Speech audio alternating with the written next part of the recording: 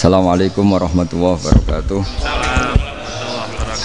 Bismillahirrahmanirrahim. Rabbi shrah li sadri wa yassir li amri wa hlul 'uqdatam min lisani. Allahumma shalli wa sallim ala sayyidina Maulana Muhammadin wa ala alihi wa sahbihi ajmain. Amma ba'du.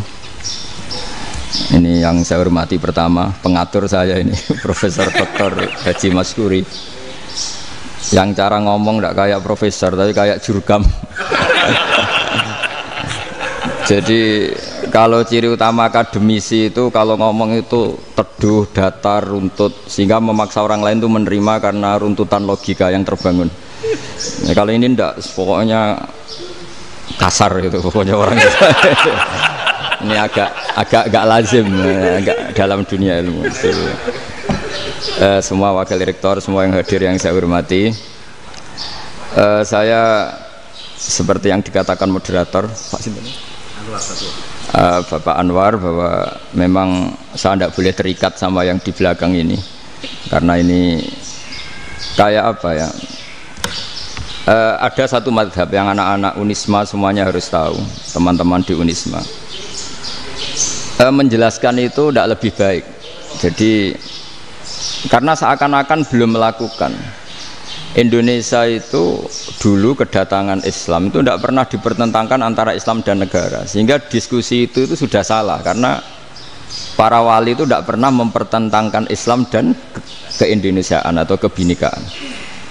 Satu, bahwa para wali itu misinya dakwah, di mana-mana dakwah itu pasti ketemu yang berbeda, mulai beda agama, beda pilihan madhab, beda tradisi, beda kultur. Jadi itu tidak perlu dipertentangkan, tapi malah itu jadi lahan dakwah. Sehingga kita ini kalau diminta diskusi hubungan negara dan agama malah bingung, memangnya kenapa. Itu seperti dulu zaman P4, saya punya kawan di Jogja, teman saya nulis tafsir Profesor Zaini, itu pernah zaman Pak Erto disuruh sosialisasi P4 di Papua. Apa hubungan Pancasila dan UUD 45? Itu orang Papua jawab, hubungannya baik-baik saja Pak. Jadi yang unik itu ketika disuruh baca Pancasila, 1 Pancasila, 2 ketuhanan yang Maha Esa. Nah, akhirnya 6 kan? Kenapa Pancasila jadi 6? Yang unik itu ketika ditanya, ini saya melihat langsung di TV 7 itu, Indonesiaku itu, ada anak-anak kecil ditanya, bendera ini milik siapa? Bendera merah putih itu. Jawabannya apa? Milik sekolahan Pak aja. Karena memang milik sekolahan. Itu yang tanya itu kaget. Milik sekolahan Pak. Nah, tentang tema ini mohon dibaca ini langsung start ya, langsung serius, karena tadi sudah kayak jurkam tadi, ini yang langsung khas ilmuwan. Ini sebagai penghormatan saya pada Unisma, ini khas keilmuan. Imam Zuhri adalah gurunya Imam Malik. Ya, saya ulang lagi ya, Imam Zuhri adalah gurunya Imam Malik. Halaman 29. Ini langsung start, saya baca halaman 29. Dan ini terutama yang para punggawa-punggawa ini. Saya baca ya. Ini teks tidak ada yang saya rubah, memang persis seperti ini. Bismillahirrahmanirrahim. Yaqulu Zuhri, ini gurunya Imam Malik. Fama futiha fil islami fathun qablahu kana a'zama minhu.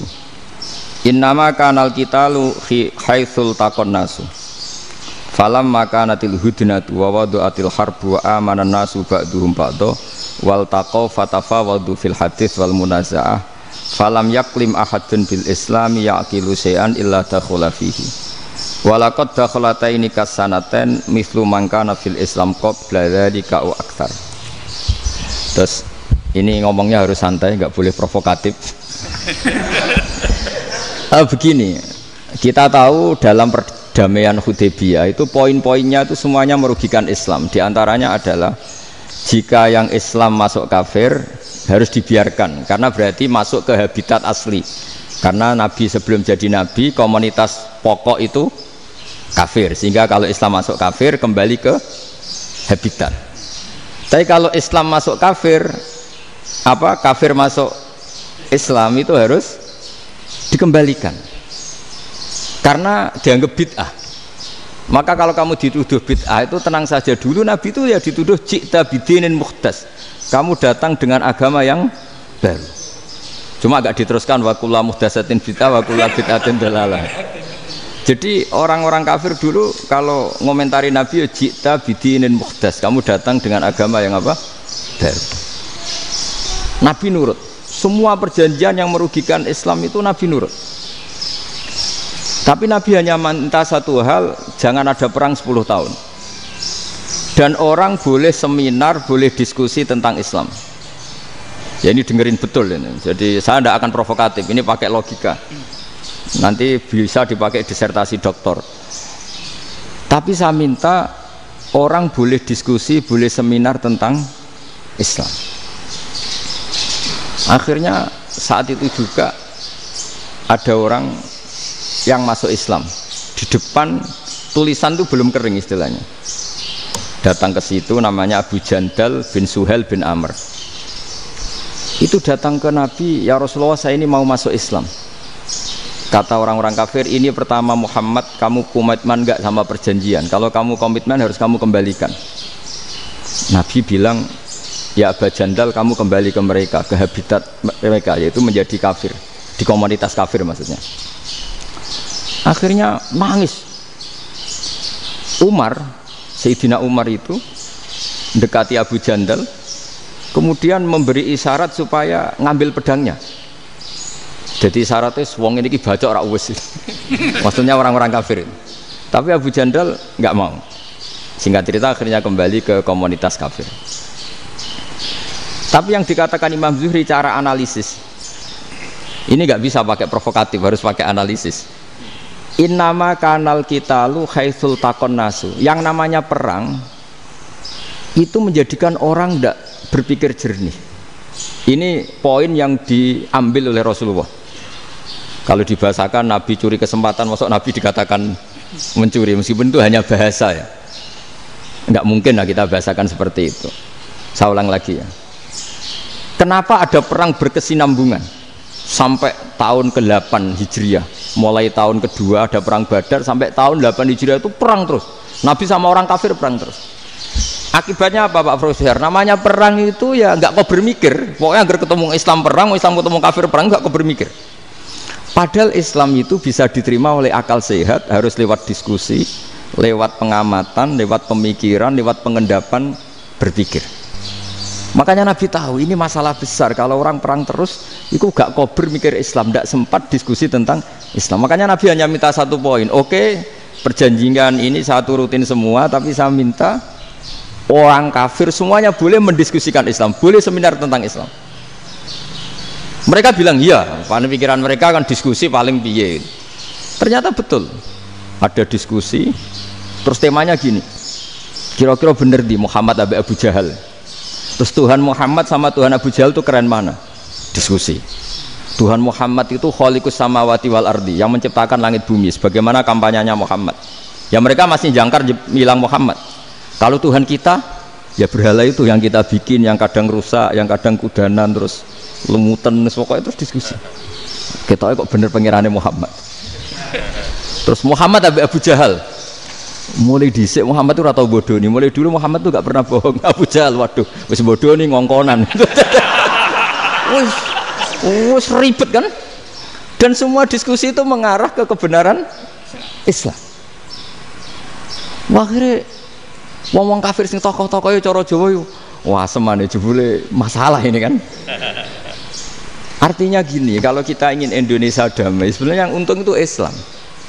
Karena Tuhan yang menciptakan langit dan bumi tentu gak akan diperbandingkan atau akan dikalahkan oleh Tuhan yang lahirnya saja sudah di bumi. Misalnya kita menjual Tuhan Allah, siapa itu yang menciptakan langit bumi, yang ada sebelum langit bumi, bandingkan dengan Tuhan yang lahirnya di bumi, ada tanggal lahirnya, ada aktenya, itu kan sudah ribet kan. Begitu juga kalau memperbandingkan tokoh, Muhammad itu siapa? Tokoh yang bisa menyatukan pan Arabik, tokoh yang begini-begini, yang sayang istri, sayang keluarga, dibandingkan dengan tokoh Abu Jahal, Abu Lahab yang corong jauh penggaweannya yang ngerugikan orang lain. Akhirnya orang itu mulai tertarik sama Islam. Makanya kata Az-Zuhri, pakai bahasa dulu. Falam yaklim ahadun bil Islam. Tapi kalau sekarang yang populer itu bahasa yatakallam. Sebetulnya yang benar itu bahasa kalimah yaklimu kalaman, karena masdarnya itu kalam, berarti sulasi nopo mujarrad. Tapi di fiilnya itu mujarradnya enggak kelaku. Jadi di fiilnya takallama yatakallamu, tapi untuk masdarnya yang kelaku kalaman. Jadi ini agak unik, agak enggak lazim. Mestinya kan takallama yatakallamu takalluman, tapi di masdarnya kalam populer, tapi di fiilnya tidak populer. Saya teruskan ya. Ini penting sekali. Jadi menjual Islam, kalau boleh dibahasakan menjual, itu tetap enak dalam kondisi damai. Karena kalau kita perang, itu bawaannya kalau ketemu ya perang. Kalau ketemu perang, sehingga orang itu rakober diskusi dulu. Saat benernya Islam sampai kafir itu bener di. Karena tidak kober diskusi, tidak sempat diskusi, orang yang milih yang kafir. Karena yang mayoritas yang kuat. Sementara Islam zaman itu lemah. Ya Nabi itu yang diminta hudnah, yang penting kita damai. Terus orang boleh mendiskusikan benar mana kita dan mereka. Ya setelah diskusi ya tadi kan nggak mungkin Allah yang begitu keren hebat pencipta langit bumi dibandingkan berhala yang mengurus dirinya sendiri saja tidak bisa. Walhasil terus orang mulai tertarik sama Islam dan aturannya nggak boleh dilarang diskusi itu. Nah makanya saya pernah ditanya beberapa profesor di Jogja, Gus, suatu saat kalau kampus paling keren di Jogja ini ada Islamic Studies, kemudian pengajarnya dari berbagai agama, ini riskan nggak bagi Islam? Saya jawab, asal yang didiskusikan Islam itu nggak masalah. Yang repot itu nak umat Islam. Karena kalau umat Islam yang jadi percontohan, banyak raja yang dolim, banyak pemimpin Muslim yang dolim, terus identik dengan Islam itu jadi dolim, kan ribet. Ya kalau pas umat Islam, kalau Islam yang kumat kan jadi masalah kan. Nah ini kan terus jadi beda umat Islam sama Islam yang lagi apa? Kumat. Singkat cerita terus Islam mendapat posisi yang luar biasa. Nah makanya di sini diistilahkan falam makanatil hudnah, ketika ada perdamaian wa amanan nasu ba'dum ba'do, orang merasa aman, itu fatafawadu fil hadis wal munazaah. Mereka berdebat, munazaah itu berdebat. Keren mana konsep Muhammad dengan konsep Abu Jahal? Keren mana konsep Tuhannya Muhammad dengan Tuhan kita? Terus diskusi dan mereka akhirnya ikrar, wah yang benar ya Muhammad lah. Di mana-mana Tuhan tuh ya sebelum langit dan bumi, di mana-mana Tuhan ya punya reputasi menciptakan. Masa Tuhan reputasinya diciptakan, kayak berhala dan sebagainya. Ibadah juga gitu. Ibadah wong kafir itu kalau tawaf itu telanjang, ibadah Muhammad santun pakai pakaian. Terus akhirnya mereka mulai tertarik Islam. Sehingga saya lihat di beberapa tafsir, saya memang tidak akan ngomong yang tidak serius, ngergani Unisma ben sawangane pemikir serius. Di Quran itu sampean lihat di tafsir Tobari itu ada ayat bal naqzifu bil haqqi 'alal batil fayadmaghuhu fa idza huwa zahid. Qadzafa itu kalau di kamus tak lihat itu takallama bila dalilin. Qadzafa itu ya pokoknya sekenanya. Artinya gini, kebenaran Islam atau kebenaran hak itu kamu taruh sekenanya saja itu tetap menang. Apalagi kamu taruh secara teratur, kamu taruh sekenanya saja itu tetap menang. Sehingga di sini banyak sahabat yang hidup di Cina. Sekarang juga banyak orang alim yang milih hidup di Amerika, banyak orang alim yang milih hidup di Inggris. Dan mereka pede, percaya diri karena kebenaran itu kamu letakkan di mana saja itu tetap akan menang, akan menemukan momentum kemenangannya.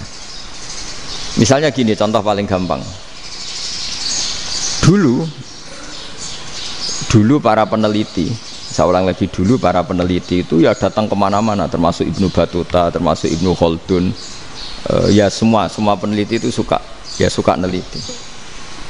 Setelah diteliti, Quran itu satu-satunya kitab suci yang membicarakan sains, misalnya tentang falak, tentang astronomi, tentang asal-usul kejadian manusia, kejadian makhluk, juga bicara tentang geografi, geologis, semuanya. Sementara kitab lain hanya cerita tentang mawaid wal hikam wal ibar. Jadi diteliti kayak apa, pada akhirnya hak ini yang menang. Bal naqdhifu bil haqqi 'alal batil fayadmaghu fa idza huwa zahid. Saya berkali-kali cerita, ada ulama yang ahli matematika. Ketika ditanya kenapa kamu suka ngajar matematika, sampai muridnya itu ragu, ini guruku mlebu swarga ta ora, penggaweane mulang matematika. Tapi para muridnya bermimpi bahwa Imam Amudi itu disuruh ngajar para malaikat. Dan itu pede betul dia. Kata Allah, ini ulama saya yang iman kepada saya setingkat iman kamu. Jadi malaikat itu tidak mungkin Gusti kita menyaksikan langsung engkau sementara ini di bumi, nggak menyaksikan jenengan. Kenapa bisa sepede dan seyakin itu? Akhirnya Imam Amudi disuruh ngajarin matematika. Jadi Anda kalau profesor itu nanti harus sempat ngajari malaikat, itu baru benar-benar profesor. Jadi nanti di akhirat ngajari siapa? Malaikat. Jadi ada seminar yang melibatkan banyak malaikat, narasumbernya itu seorang profesor. Itu ketika kenapa engkau begitu yakin kalau Allah itu Tuhan dan Allah itu Al-Wahidus Shomad. Terus Imam Amudi mulai nulis angka gak beraturan.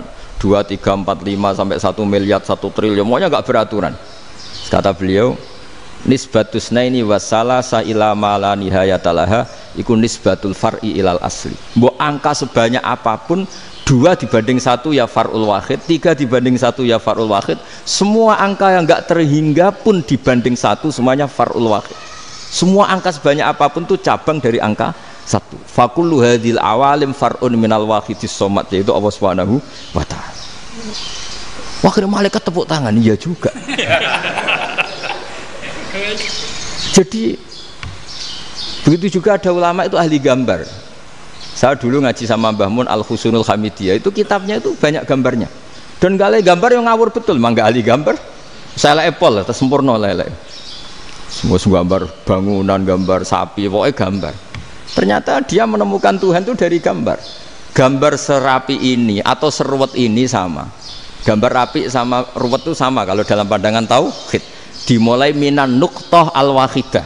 Kowe cek gambar sing rapi sing indah, cek gambarmu elek, dimulai dari satu titik. Dan titik ini nuqtatil wujud, yaitu Allah Subhanahu wa ta'ala.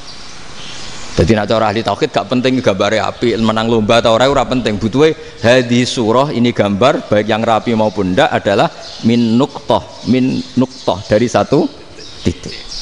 Ya, alam raya sebanyak ini mbok gambar mbok ora, cek mulai Mars sampai Jupiter kabeh semua bentuknya yang banyak ini semuanya min nuqtatil wujud, yaitu dari titik wujud. Gini kok Allah Subhanahu wa ta'ala.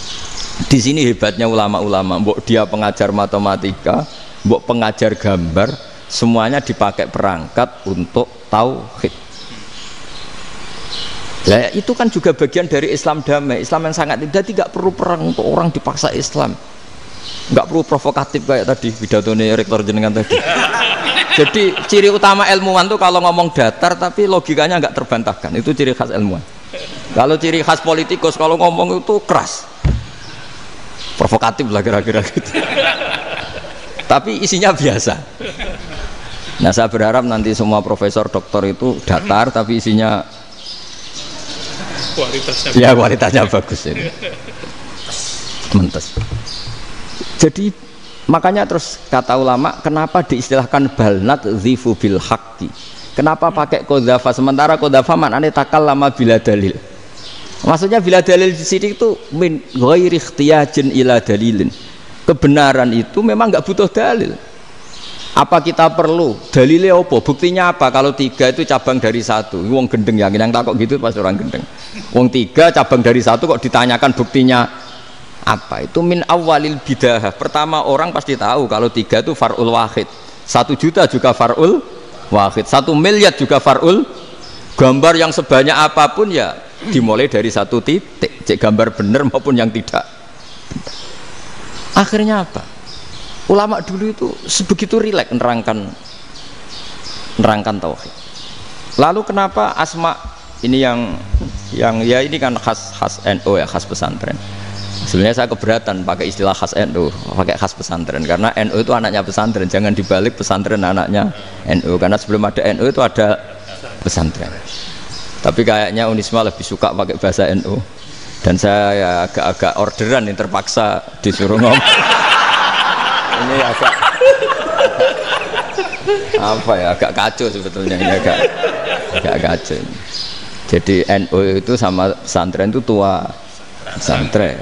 Jadi NU dilahirkan pesantren, bukan dibalik pesantren dilahirkan NU. Sehingga barokahnya didirikan pesantren ini, kadang nyuwun sewu sekali Mbah Hasyim itu kadang ide besar beliau itu ora dituruti wong NU. Jadi Mbah Hasyim cara kula kok dadi Mbah Hasyim ya mangkel. Mbah Hasyim itu ngarangno kentong. Nggih ngaramno beduk, tapi wong NU nganggo kentong. Beduk. Dan uniknya Mbah Hasyim enggak tersinggung.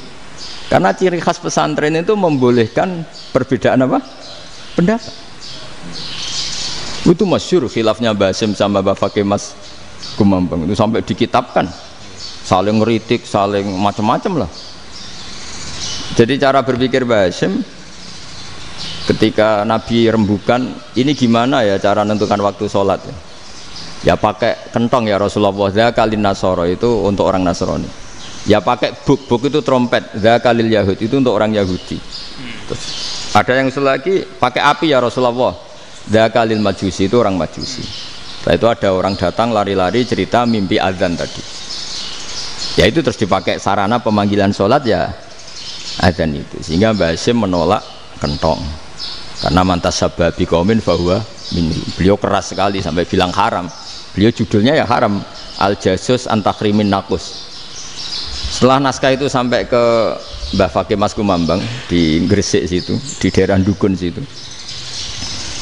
Dulu nggak ada WA ya, jadi sampainya ya lama. Makanya saya sampai sekarang nggak punya WA karena ya saya ulama kan, kalau WA-an terus ya jadi ulama. Nggak jadi ulama main WA-an terus itu. Lah itu termasuk rektor gak kau bermikir itu mesti kebanyakan WA. Karena kan otaknya didikte oleh sesuatu yang masuk. Sesuatu yang dilihat itu kan pasti mendikte kita. Beda kalau yang nggak WA-an kan mikir apa kita yang menentukan. Kalau WA-an kan kita ditentukan. Mau mikir anaknya butuh apa gara-gara WA informasi Jakarta mikir Jakarta. Padahal secara kewajiban ngapain kamu orang Malang mikir Jakarta? Gara-gara WA mikir Jakarta belum selesai ada berita di Sulawesi, mikir Sulawesi. Habis itu mikir NTT. Makanya semua orang sekarang merasa tokoh nasional gara-gara informasi yang masuk itu nasional. Jadi Mas Yo RT yang mikir gimana Gus Indonesia. Padahal RT loh. Sampai lupa kalau dia itu RT. Jadi semua orang sekarang merasa tokoh nasional. Dan itu gara-gara apa coba?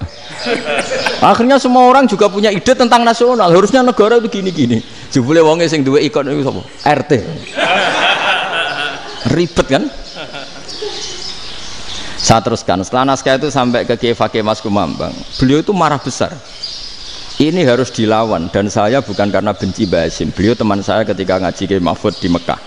Jadi Mbah Fakih dan Kiai Hasyim itu teman ketika ngaji di Mekah. Terus cara ngelawan tuh lucu. Lucu, gak ilmiah tapi gak ilmiah wong alim tetap ilmiah. Di mana-mana serupa itu tidak sama. Ya kalau mungkin zaman Nabi di Madinah itu zaman itu kentong itu identik dengan milik Nasrani. Di Indonesia beda. Pos kampling ya kentong, kebakaran ya kentong, wae sarapan orang di LP ya pakai kentong. Jadi tidak ada jaminan kalau kentongan itu identik dengan Nasrani. Lalu haramnya di mana? Yang di mana-mana tasabuh itu identik. Ini tidak identik.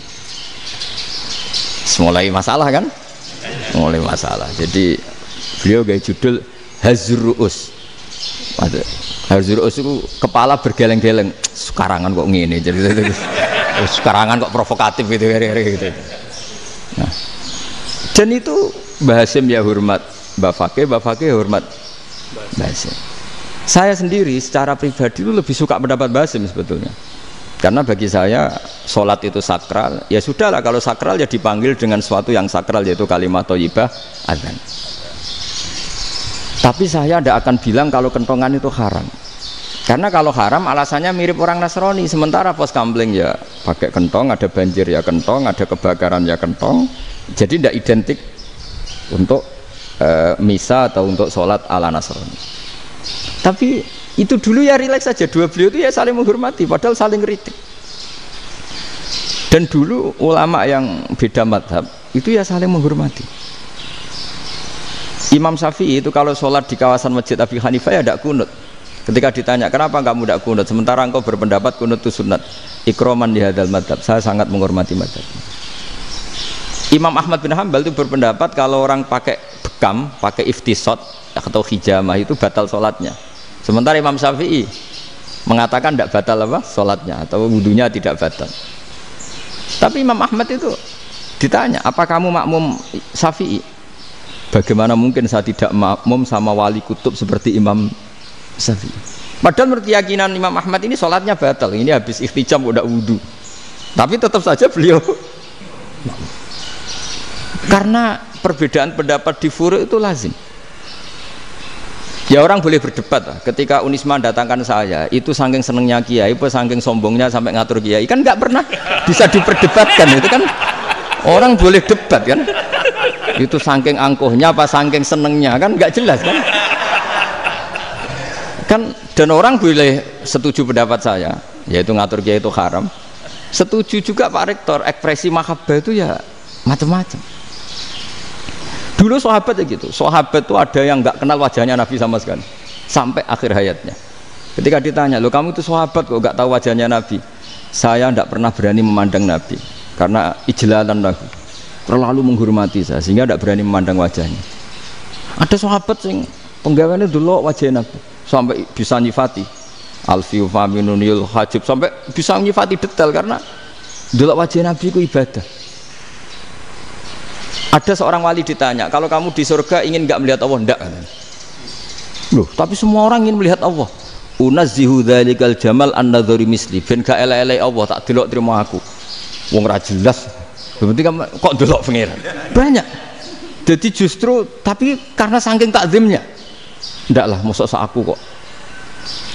Makanya saya berkali-kali cerita, menurut kesepakatan ulama, soft awal itu paling baik. Tapi banyak juga wali yang kalau sholat itu di belakang. Koyok paling bener yang kok ngarep gitu.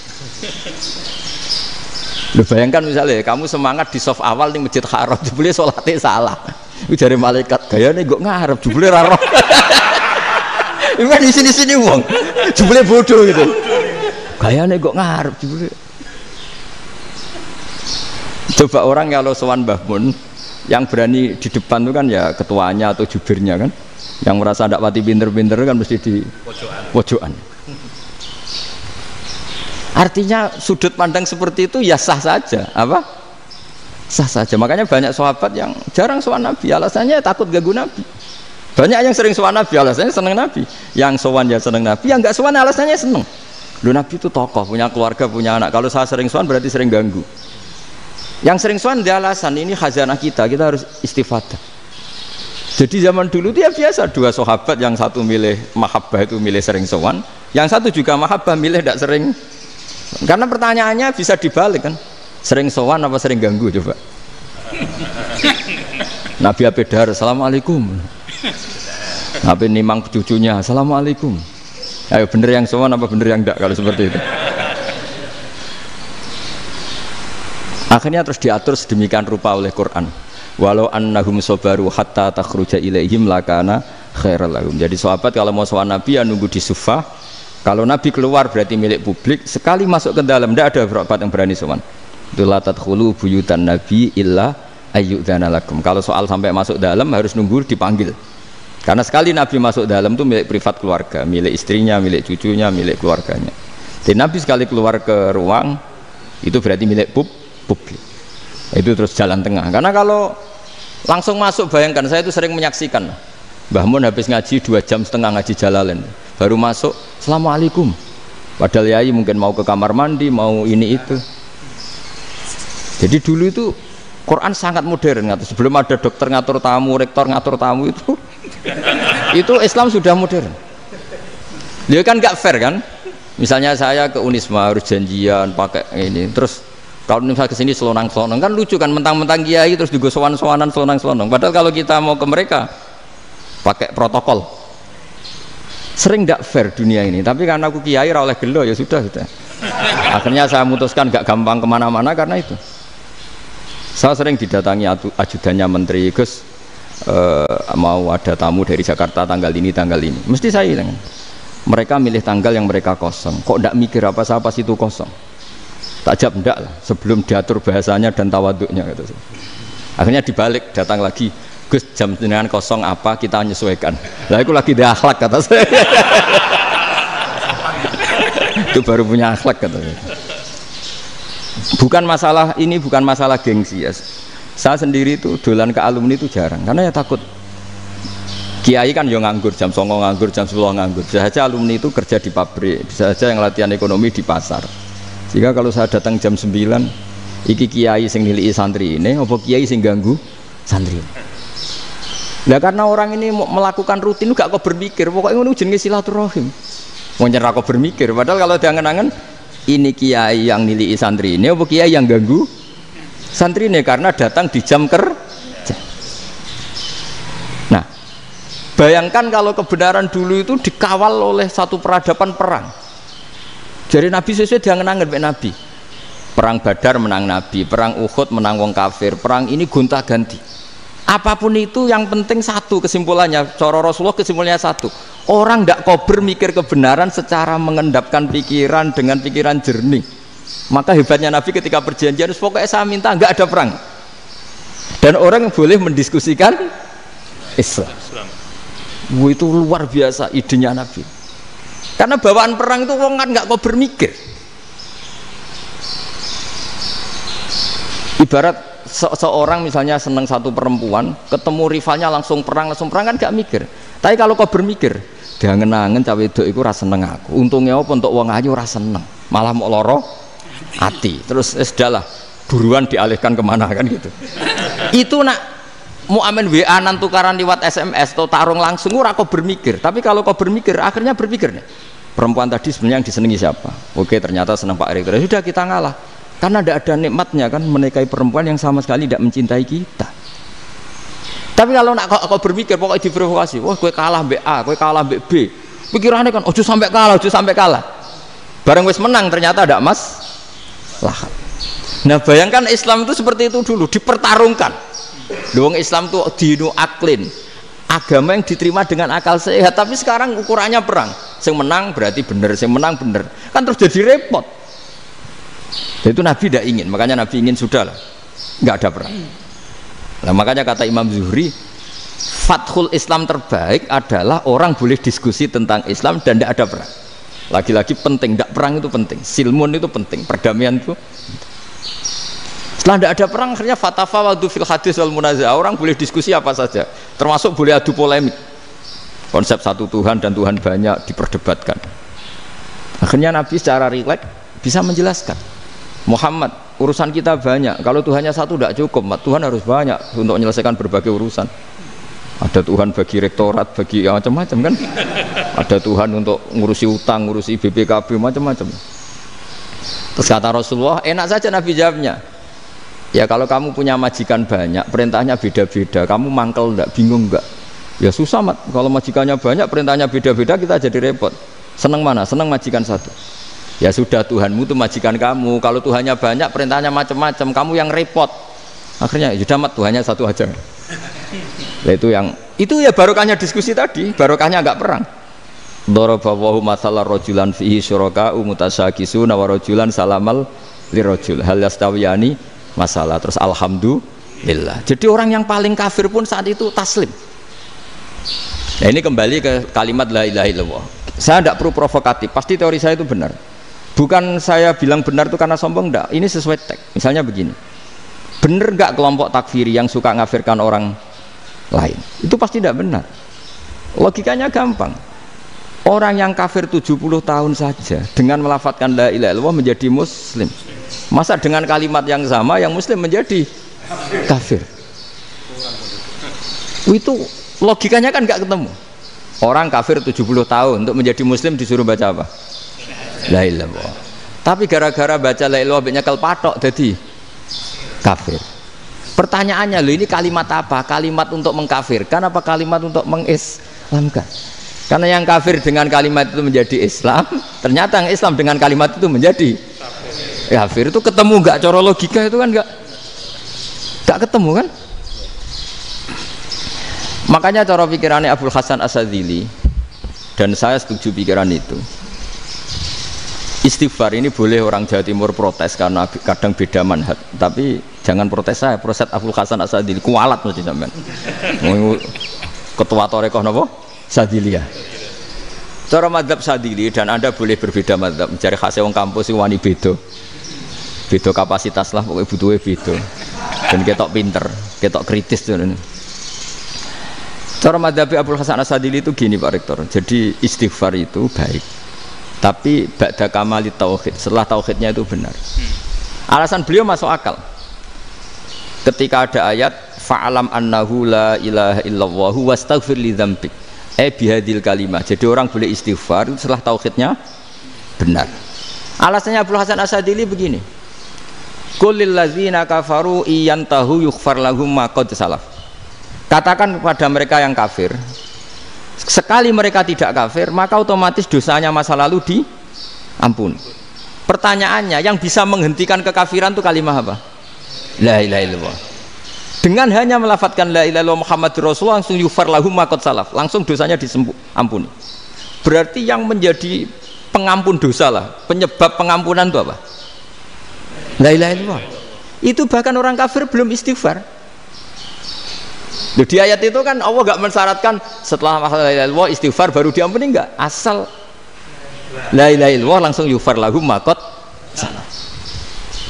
Saya ulang lagi ya, jelas ya. Jadi kulil ladzina kafaru iyantahu yufar lahum ma qad. Nah sekarang iyantahu, mereka berhenti dari kafirnya, syaratnya pakai apa?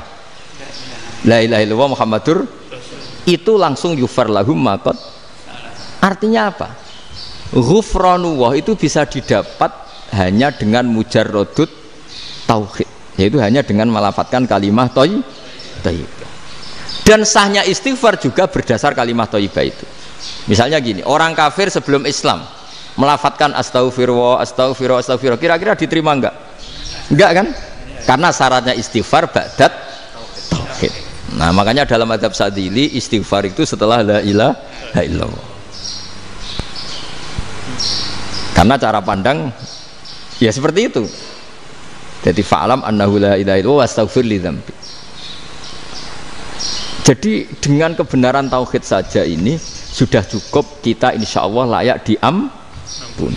Karena innallaha la yaghfiru ayyusyraka bihi wa yaghfiru ma duna dzalika liman yasha. Jadi orang yang tauhidnya benar itu bisa diampuni Allah asal tauhidnya benar. Itu Allah ngendikan liman yasha wa yaghfiru ma duna dzalika liman yasha. Dawe Imam Suyuti walam yakun liman yastaghfir. Jadi orang yang bertauhid secara benar meskipun gak sempat istighfar itu tetap potensi diampuni. Karena bawaan tauhid itu sudah menjadi layak diampuni. Kayak orang kafir sekali ngelafatkan kalimat tauhid mbok gak istighfar langsung diampuni. Nah, karena melihat seperti itu terus orang berlomba-lomba memperbanyak jumlah ngelafadzna la ilaha illallah. Jadi kita yang alim, kita semua, saya tidak bilang saya, kita termasuk yang di pinggir-pinggir saya ngaku alim yang ora masalah lah soalnya. Kita semua yang alim-alim itu tahu bahwa la ilaha illallah itu super. Sudah bawaannya tauhid, juga punya kelayakan diampuni. Nah, kemudian nasib kita agak sial. Malah kalimah ini dituduh bid'ah, dituduh khurafat. Mergo Nabi nggak pernah tahlilan, Nabi nggak pernah. Nabi gak pernah tahlilan, kalau diartikan Nabi ratau maca la ilaha illallah, aneh gak kalimah itu. Nah, ini provokatif ini.